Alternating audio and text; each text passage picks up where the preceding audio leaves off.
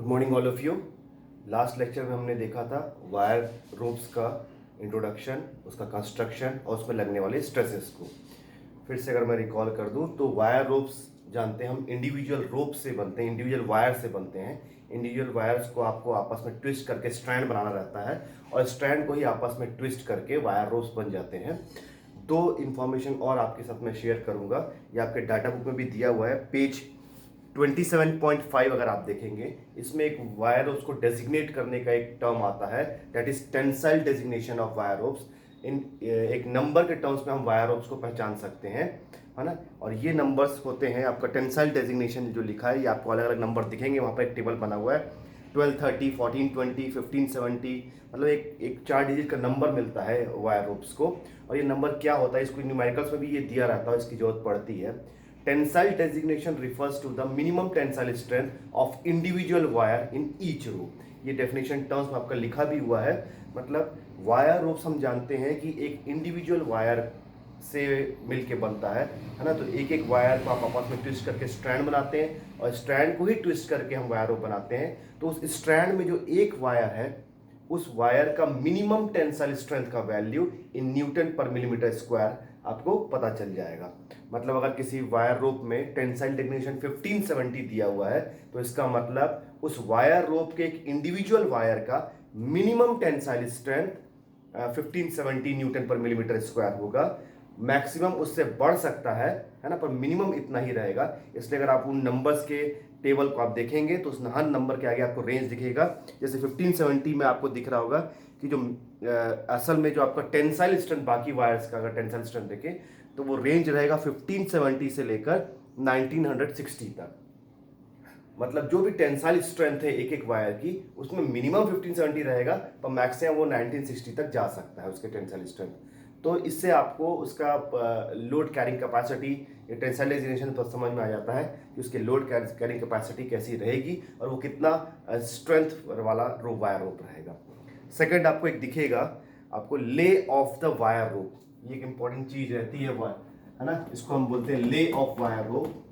हमने कंस्ट्रक्शन में last lecture में देखा था कि वायर रोप्स बनते हैं एक इंडिविजुअल वायर्स को कुछ अपन गुच्छे लेके, जैसे कि हम 6 वायर्स लिए थे या 7 वायर्स लिए थे, 7 वायर्स को आपस में ट्विस्ट किए थे और उसको स्ट्रैंड बनाए थे। ऐसे अलग अलग टाइप के स्ट्रैंड बन सकते हैं, 7 रोप्स के, 19 रोप्स के, 37 रोप्स के हमने देखा था, है ना।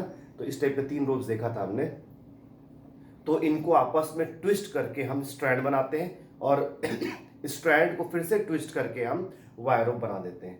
इसका मतलब एक वायर रोप में आपको 2 बार ट्विस्टिंग करनी पड़ती है और ये ट्विस्टिंग किस डायरेक्शन में कर रहे हैं इसके बेसिस पे हम इसको ले बोलते हैं, है ना। और उसका चीज लिखा हुआ यहाँ पर आपको 2 डायग्राम दिख रहा होगा, एक रेगुलर ले और एक लैंग ले। इसका पैराग्राफ में भी है, डाटा बुक में आपको दिख जाएगा पेज 27.5 में। अगर आप जो ट्विस्टिंग कर रहे हैं वो दोनों ट्विस्टिंग आपका सेम डायरेक्शन में है तो उसको लैंग्स ले रोप बोलते हैं, है ना।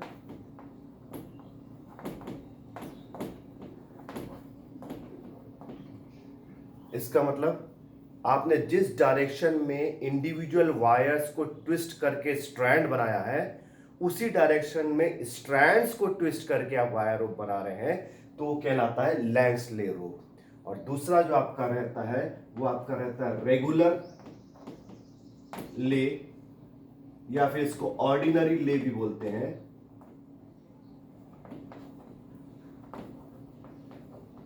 तो ये जस्ट इसका अपोजिट होता है। इसका मतलब आपने इंडिविजुअल वायर्स को ट्विस्ट किया होगा जिस भी डायरेक्शन में, लेकिन स्ट्रैंड को ट्विस्ट करते वक्त आप उसको अपोजिट डायरेक्शन में ट्विस्ट करेंगे, है ना। तो ये कहलाएगा आपका रेगुलर ले और ऑर्डिनरी रे रोप आपका कहलाएगा। तो ये लेज ऑफ रोप होता है the manner in which the twisting is done in wire ropes for individual wires as well as for the strands. तो जिस तरीके से आप उसमें आप ट्विस्टिंग करेंगे उसके बेसिस पे वो ले कहलाता है। और ये 2 नाम उसके दिए, दोनों का डायग्राम बना हुआ है और ये डेफिनेशन आपको दिया हुआ है। हमने लास्ट लेक्चर में आपके वायर उस पर लगने वाले स्ट्रेसेस को देखा था। तो हमने देखा था कि पहला आपका एक बेंडिंग स्ट्रेस आता है ना। और जिस बेंडिंग स्ट्रेस का हमने फॉर्मूला लिखा था ER dW by capital D। इसमें जो ER था ये modulus of elasticity of rope रहता है, जो कि आपको डाटा बुक में शायद नहीं दिया है, पर ये न्यूमेरिकल में जरूरत पड़ेगी तो इसको मिलेगा। मैंने कुछ वैल्यूज दिखाई थी अलग अलग वायर रोप्स कंस्ट्रक्शन के लिए। DW आपका diameter of each wire in each strand, diameter of wire रहता है ना। और ये कैपिटल D आपका रहता है डायमीटर ऑफ द शीव। और इसी तरीके से आपका बेंडिंग लोड निकल गया था, that is PB equal to sigma B into area. और ये एरिया असल में मेटलिक एरिया ऑफ रोप रहता है, जिसको हम जनरली लेते हैं 0.4 टाइम्स dr स्क्वायर, इस तरीके से। सेकंड आपने देखा था जो आपका डायरेक्ट टेंसाइल स्ट्रेस आएगा, जिसको हमने सिग्मा D से डिनोट किया था। और डायरेक्ट टेंसाइल स्ट्रेस मतलब उसमें जो टेंसाइल स्ट्रेस लग रहा है वो दो ही चीजों से लगता है। एक तो जो उसमें आप लोड सस्पेंड कर रहे हैं, जो लोड लटका रहे हैं, है ना, जिसको हम P से डिनोट करते हैं। और दूसरा रोप का खुद का वजन, जिसको हम W से डिनोट करते हैं। तो वो लोड अपॉन एरिया हो जाता है, मतलब P plus W upon A। इस तरीके से आपको वो ये P आपका वो रहता है कि लोड टू बी सस्पेंडेड, जो लोड आपका वायर रोप कैरी कर रहा है, और W वेट ऑफ द रोप रहता है। और तीसरा हमने देखा था एडिशनल स्ट्रेस, जिसको हम सिग्मा A बोले थे। एडिशनल स्ट्रेस मतलब, है ना, इनके अलावा जो एक एडिशनल स्ट्रेस डेवलप होता है, क्योंकि जब भी हम लोड उठाते हैं तो उसको कुछ स्पीड से कुछ एक्सेलरेट करते हुए हम ऊपर ले आते हैं। उस एक्सेलरेशन से जो एडिशनल स्ट्रेस जनरेट होता है उसको हमने देखा था, ये था P plus W upon G into A, क्योंकि अगेंस्ट ग्रेविटेशनल फोर्स के हम ले आते हैं रोप को, तो इसलिए वो एक्सेलरेशन को यूज किया हुआ है यहाँ पर ये G है एक्सेलरेशन ड्यू टू ग्रेविटी, इसका वैल्यू हमेशा 9.81 होता है। और A है एक्सेलरेशन ऑफ द रोप, किस एक्सेलरेशन से आप रोप को ऊपर नीचे आप कर रहे हैं। तो इस तरीके से ये तीन टाइप के हमने स्ट्रेसेस देखा था। इसी से रिलेटेड हम दो छोटे छोटे न्यूमेरिकल्स देखेंगे आज। इसमें ज़्यादा न्यूमेरिकल्स आपके वायर रोस्ट में, आपके बुक्स में भी नहीं दिया हुआ है, और ये टॉपिक भी अभी तक नहीं पूछा गया है, क्योंकि बहुत छोटा सा टॉपिक है। But for the sake of information आपके सिलेबस में है, इसलिए हम इस कोर्स को, इस टॉपिक को हम कवर कर रहे हैं। आप आ जाएंगे पेज नंबर 112 में, यहाँ पर आपको एक न्यूमेरिकल दिखेगा। इस न्यूमेरिकल के हम डिस्क्रिप्शन पहले देख लेते हैं क्या क्या दिया हुआ है। An elevator is use to carry cement. अब यहाँ पर आप देख रहे हैं कि सीमेंट कैरी करना है, जो बिल्डिंग्स में कंस्ट्रक्शन में जो यूज होता है ना, बाहर में आप लग जाता है कि सीमेंट को कुछ हाइट तक हम इसको पहुंचा रहे हैं, ये उस टाइप का एलिवेटर है जो रोप ड्राइव से ही चलता है। Is use to carry cement to a height of 20 metre. यहाँ पर आपको हाइट दिया हुआ है कि 20 मीटर तक आपको इसको सीमेंट को पहुंचाना है। The weight to be raised is 5 kilo Newton.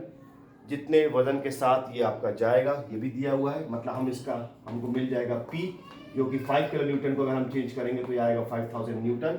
हमको जो लोड कैरी करना है वो दे दिया है P equals to 5000। The acceleration of the rope is 1 metre per second square. हमको स्मॉल a भी मिला हुआ है, किस एक्सेलरेशन से ये रोप ऊपर नीचे होगा। The wire rope used in 6x90, ये भी एक इंपॉर्टेंट टर्म है कि आप कौन सा वायर ले रहे हैं। हमने तीन टाइप का देखा था, एक 6x7, फिर एक 6x19 और एक 6x37। तो ये मीडियम रेंज का है ये wire rope with rope diameter of 10 millimetre with fibre core. Rope diameter ध्यान रखेंगे, यहाँ पर रोप डायमीटर की बात हो रही है, इसको हम DR से लेते हैं। ये आपको मिला हुआ है 10 mm, है ना। इसमें आप कंफ्यूज नहीं होंगे, ये DR और DW में DW कहीं भी दिया रहेगा, that is diameter of individual wire in each strand होता है। और DR मतलब कंप्लीट डायमीटर ऑफ रोप, जो एक सर्कल के अंदर हम बनाते हैं, डेट इज 10 mm। और इसके बाद दिया है 10 mm विथ फाइबर कोर। ये भी ध्यान रखेंगे क्योंकि इसको टेबल में कुछ हमको जरूरत पड़ेगी वैल्यूज के लिए। तो वायर रोप के अंदर में मैंने बताया था या तो एक मेटलिक कोर होता है या तो फाइबर कोर होता है। तो बेसिकली यही दोनों देखने मिलता है मैक्सिमम केस में। तो फाइबर कोर जो आपका जूट कैनवास से सब बन जाता है, और मेटलिक कोर में आपका जो स्ट्रैंड का ही कंस्ट्रक्शन रहता है, वो कुछ कम टेंसाइल स्ट्रेंथ के वायर्स को यूज करके ही उसको स्ट्रैंड, एक और एक्स्ट्रा स्ट्रैंड लगा दिया जाता है बीचों बीच, इसलिए हम उसको मेटलिक कोर बोलते हैं। लेकिन उसकी टेंसाइल स्ट्रेंथ बहुत कम रहती है ताकि वो इजिली कंप्रेस हो सके या एक्सपांड हो सके, है ना। तो इस टाइप के वायर्स को यूज करके ही बनाते हैं। तो इस बार आपको दिया हुआ है कि ये आपका फाइबर कोर है, ये ध्यान रखेंगे। The initial FOS can be taken as 10। यहाँ पर फैक्टर ऑफ सेफ्टी की बात हो रही है, ये दिया हुआ है 10। Determine the number of ropes neglecting the bending stresses. तो आपको यहाँ पर निकालना है नंबर ऑफ रोप्स, कितने रोप्स लगेंगे।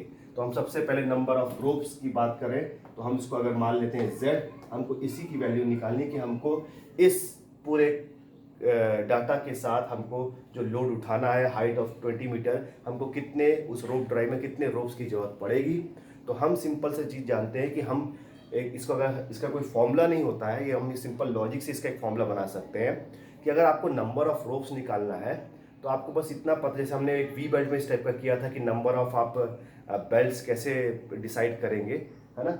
तो नंबर ऑफ बेल्ट्स के लिए हमको मालूम अगर होना चाहिए कि एक वी बेल्ट कितना पावर ट्रांसमिट करता है और हमको टोटल पावर कितना ट्रांसमिट कराना है, तो हम निकाल सकते हैं। उसी तरीके से हमको अगर ये पता चल जाए कि एक रोप कितना फोर्स डिलीवर कर सकता है, कितना फोर्स झेल सकता है ना, और हमको उस रोप का, है ना, ब्रेकिंग लोड पता रहे, है ना, कि एक तो फिर हम उसके बाद उसको कि आपस में इक्वेट करके एफओएस को यूज़ करते हुए हम नंबर ऑफ रोप्स निकाल सकते हैं।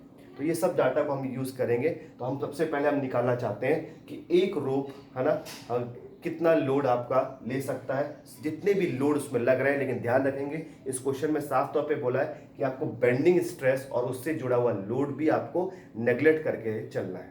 तो बेंडिंग स्ट्रेस को छोड़ेंगे और उससे रिलेटेड लोड को भी हम छोड़ेंगे, और उसके बाद हम सबसे पहले निकालेंगे कि एक आपका अगर रोप की बात करें जो हम z नंबर ऑफ रोप्स बोल रहे हैं, है ना, तो वो कितना लोड ले सकता है। तो यहाँ पर इसलिए आपका स्टार्ट हुआ है now the ropes on the forces on each rope will be.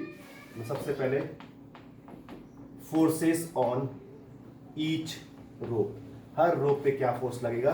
तो बेंडिंग को हमको नेग्लेक्ट करना है, तो इसलिए सबसे पहले आप देखेंगे कि उसके बाद बेंडिंग के बाद आया था आपका डायरेक्ट टेंसाइल लोड। उसमें दो लोड था एक साथ, एक तो जो लोड उठाना है P और दूसरा वेट ऑफ द रोप था। उसको यहाँ पर अलग अलग लिख दे रहा हूं मैं, वो एक ही ना लिख के, है ना। तो सबसे पहले फोर्स टेकन बाई रोप हम बोल सकते हैं। तो आप दिख रहा है कि आपको 5000 न्यूटन आपको लोड उठाना है ना।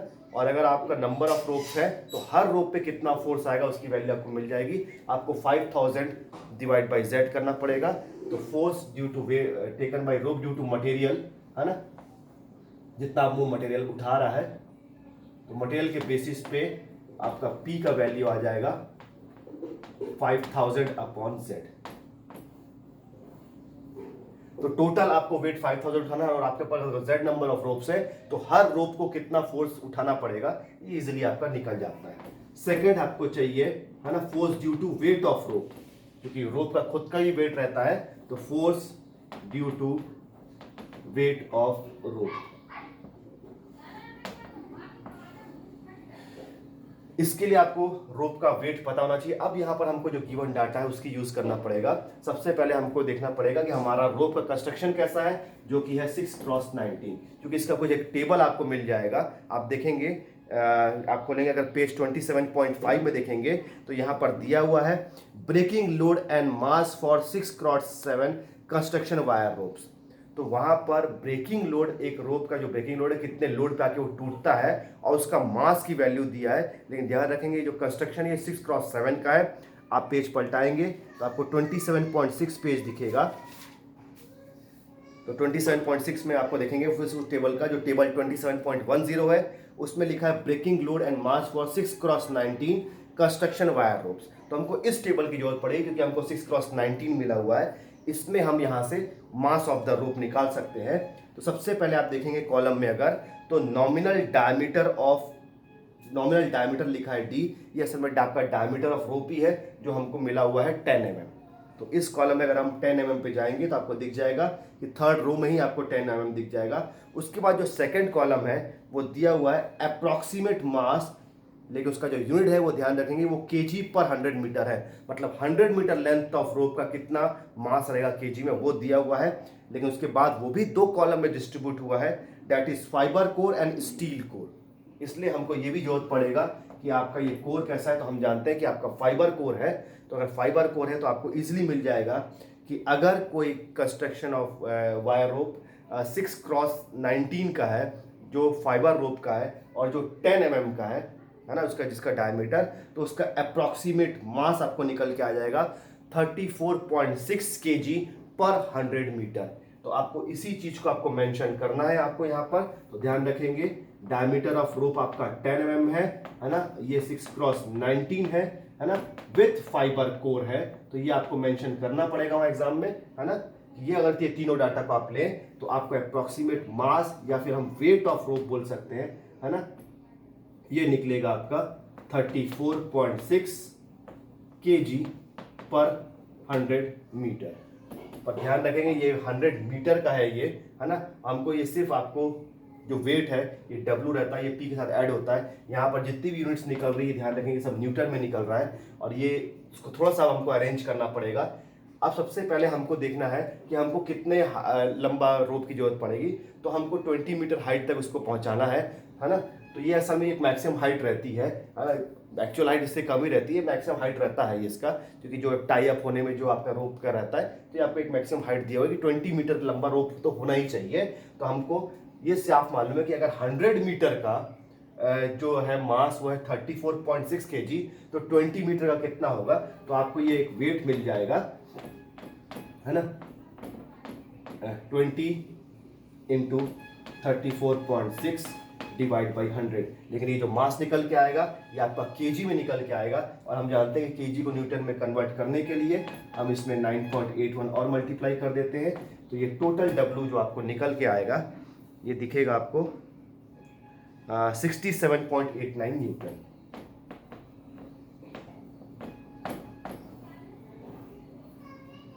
तो ये एग्जैक्ट वेट निकल गया एक रोप का, है ना यहाँ पर, तो इसलिए हमको ये जेड की जरूरत नहीं पड़ी यहाँ पर, यहाँ एक रोप का एग्जैक्ट वेट निकल गया 20 मीटर का।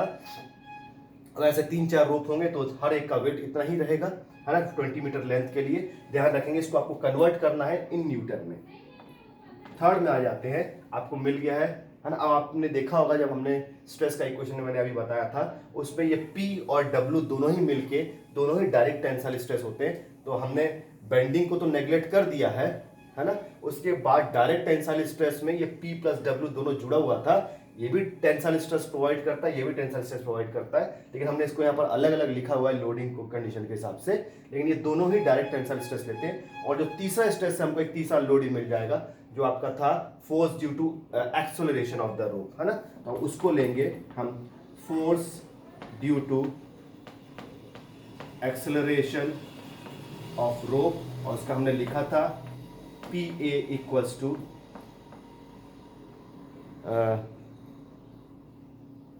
P plus W upon G into A। तो इस तरीके से हमने इसका इक्वेशन लिखा था एडिशनल लोड का, है ना। तो एडिशनल लोड का आपको ये दिख गया था ये।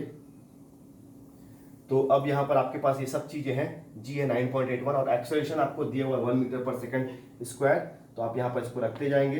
तो ये P की वैल्यू है आपको 5000 अपॉन Z प्लस W आपको मिला हुआ है 67.89। मैं ये A और G को बाहर लिख ले रहा हूँ, तो 1 अपॉन 9.81 ऐसा कुछ किया हुआ है। G को आप बाहर करेंगे तो A अपॉन G आ जाएगा, A आपको 1 दिया हुआ है और ये भी 9.81 है। अब ये 9.81 को आप अंदर लाएंगे तो फाइनल जो आपको PA मिलेगा वो मिल रहा है 509.68 अपॉन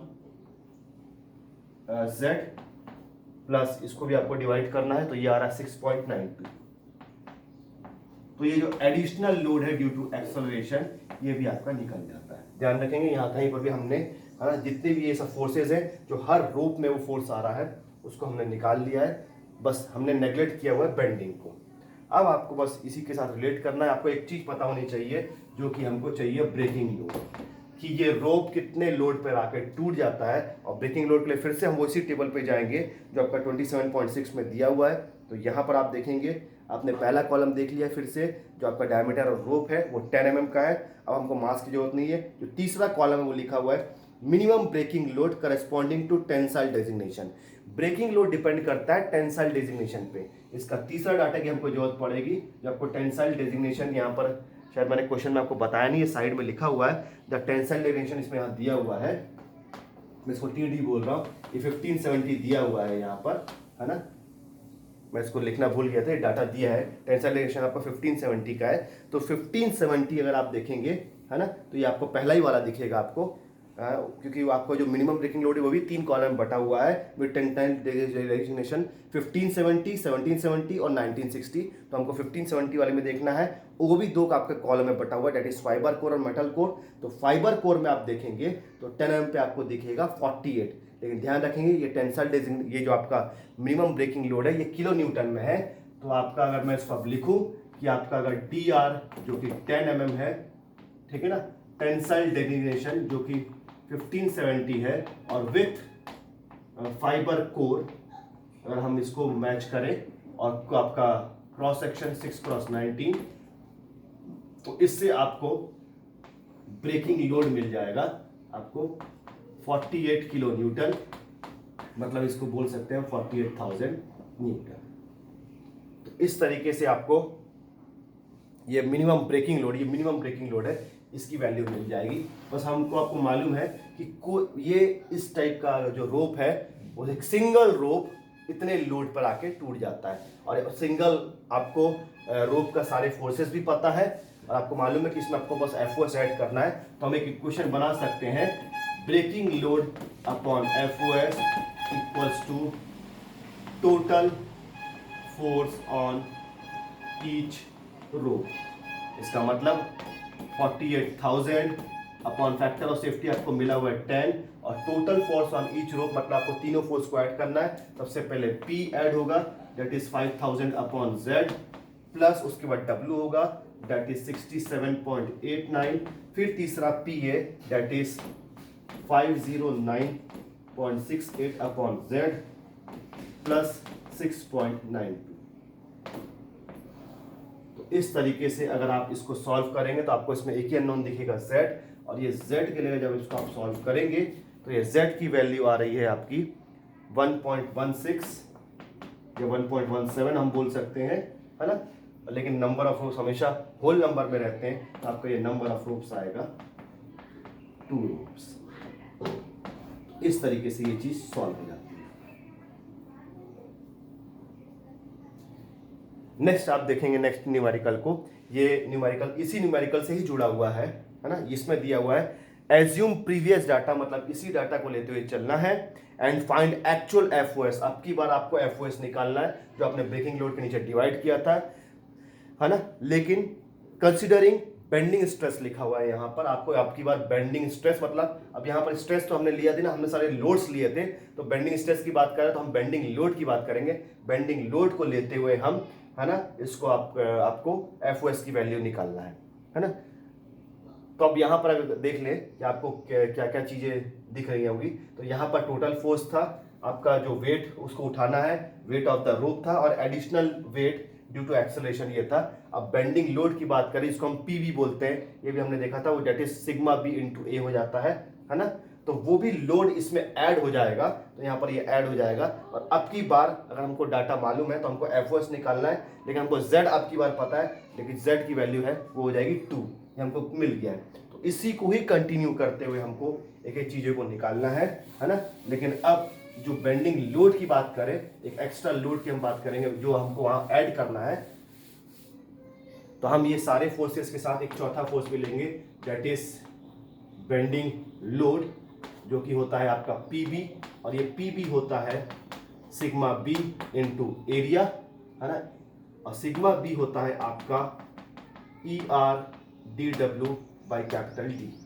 अब इनके लिए हम डाटा देखेंगे, तो आपको दिया हुआ है यहाँ पर, take sheave diameter as 45 D R, capital D की वैल्यू है 45, स्मॉल डी आर, और स्मॉल डी आर हमारे पास है 10 mm, तो ये आ जाएगा आपका 450 mm, और डी डब्ल्यू आपको दिया हुआ है 0.063 D R, wire diameter as 0.063 D R, 0.063 D R, और डी आर फिर 10 मल्टीप्लाई करेंगे तो ये आ जाएगा 0.63 mm डायमीटर ऑफ वायर। तो ये दो चीजें निकल जाती है, और मॉडुलस ऑफ इलास्टिसिटी ईआर की वैल्यू 83,000 लेने बोला है आपको, मैंने बताया था जनरली न्यूमेरिकल में गिवन रहता है। अब ये तीनों वैल्यूज को आप डालेंगे तो यहाँ पर आपको बेंडिंग स्ट्रेस का फॉर्मूला मिल जाएगा। तो मैंने इसको बेंडिंग स्ट्रेस में नहीं रखा है, मैंने डायरेक्ट उसको फॉर्मूले में रख दिया है ना। एरिया भी मैं यहाँ पर निकाल लेता हूँ, एरिया होता है 0.4 टाइम्स डी आर स्क्वायर मतलब 0.4 टाइम्स 10 स्क्वायर। अब ये सब चीज़ों को मैंने यहाँ पर ऐसा रख दिया है, इसलिए मेरा डायरेक्ट निकला हुआ है that is P B equals to E R D W into D into area. इस टाइप से मैंने इक्वेशन में जमाया, आप अलग अलग इसको निकाल सकते हैं। तो ई आर है आपका 83,000, डी डब्ल्यू है 0.63, कैपिटल डी है 450 और एरिया है 0.4 टाइम्स 10 का स्क्वायर, है ना। अब इसको सॉल्व करेंगे तो यहाँ पर आपका जो बेंडिंग लोड का वैल्यू आता है ये एग्जैक्ट आएगा 4648। ध्यान रखेंगे ये भी हर रोप पे लगने वाला लोड है ना। एक आपके रोप पे इतना है लोड आपको लगेगा ये, और हमने टोटल फोर्स ऑफ ईच रोप ही इसको यहाँ पर जोड़ा था। बस यही चीज इस इक्वेशन में यहाँ पर ऐड हो जाएगी। मैं थोड़ा सा यहाँ पर रब कर रहा हूँ इसको, है ना। तो अब आपको अगर एफओएस निकालना है तो आपने जितनी चीज लिखी थी इसमें आपका ये एक्स्ट्रा बेंडिंग लोड और ऐड हो जाएगा, जो कि आएगा 4648 इसमें। और यहाँ पर आपको एफओएस की जेड नंबर ऑफ जेड जो नंबर ऑफ रोप्स था उसको आपको 2 रखना है ना। और यहाँ पर आपको एफओएस की वैल्यू ही निकालनी है। अब आप इसको सॉल्व करेंगे, इसमें सारे लोड आ गए हैं, है ना। Load due to weight of the material, load due to weight of the rope, और additional load due to acceleration of the rope, और बेंडिंग लोड। ये सारे टाइप के लोड इसमें आ चुके हैं। तो इसमें कोई आप अगर एफओएस निकालेंगे तो इसका एफओएस का वैल्यू आपको मिल रहा है आंसर 6.42।